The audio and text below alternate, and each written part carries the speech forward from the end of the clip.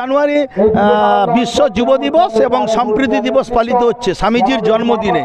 সেই জন্মদিনে স্বামীজির কথা, তার চিন্তা ভাবনা বেশি করে সমাজে যত বেশি করে আমরা নিয়ে যেতে পারবো তত বেশি করে সমাজের মানুষের কল্যাণ হবে।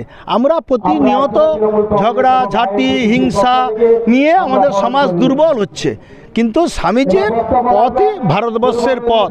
সবাই বলে ভারতবর্ষ হচ্ছে স্বামীজির দেশ, তো সেই স্বামীজির জন্মদিবস পালন করছে এখানকার যুব ভাইয়েরা এবং শ্রমিক ভাইয়েরা। সেই সংগঠনের পক্ষ থেকে সব নেতৃত্বরা আছেন। আমি এসেছিলাম, ওরা আমাকে আমন্ত্রণ জানিয়েছিল।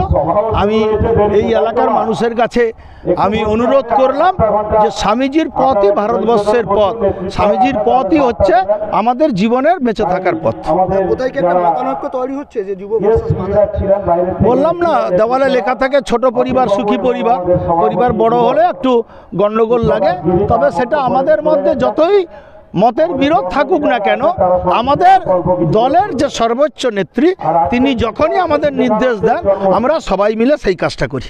মমতা বন্দ্যোপাধ্যায়ের প্রতীক নিয়ে এখানে প্রোগ্রাম হচ্ছে।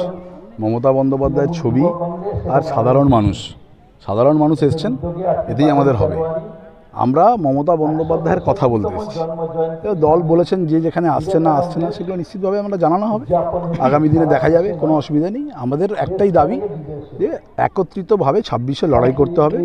যেখানে এই অঞ্চল বিজেপি জিতেছে গ্রাম পঞ্চায়েত, সেখানে তৃণমূল কংগ্রেসকে আরও সংগঠিত হতে হবে, আরও বেশি করে মজবুত হতে হবে। কার কী দরকার আছে, কার কি আজকে কোনো কারণে আসেন কি না আমি জানি না, তো নিশ্চিতভাবে আমাদের যেটা কাজ আমরা নিশ্চিতভাবে করছি। দলের প্রচার করতে হবে। তৃণমূল যুব কংগ্রেস সেই প্রচারে নেমে পড়েছে। আপনারা দেখবেন যে 19-20 সালেও বিধানসভা নির্বাচনের আগে তৃণমূল যুব কংগ্রেসই মূল দায়িত্ব নিয়েছিল এই জেলার সাংগঠনিকভাবে তৃণমূল কংগ্রেসকে শক্তিশালী করা।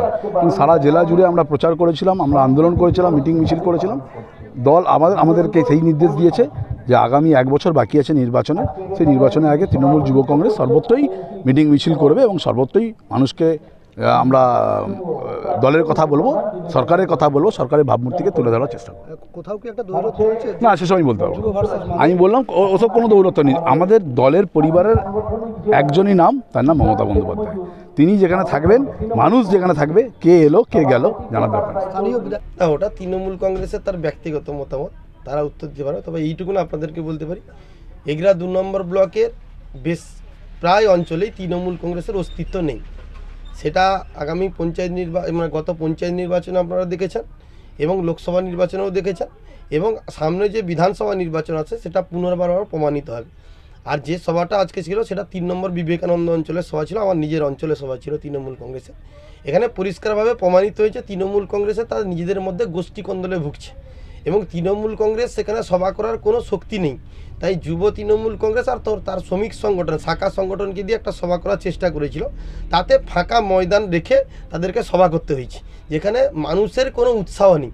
কারণ সাধারণ মানুষ 3 নম্বর অঞ্চলে মানে তৃণমূল কংগ্রেস থেকে যে অনেকটা দূরে সরে গেছে সেটা পঞ্চায়েত নির্বাচন লোকসভা নির্বাচনে বুঝিয়ে দিয়েছেন।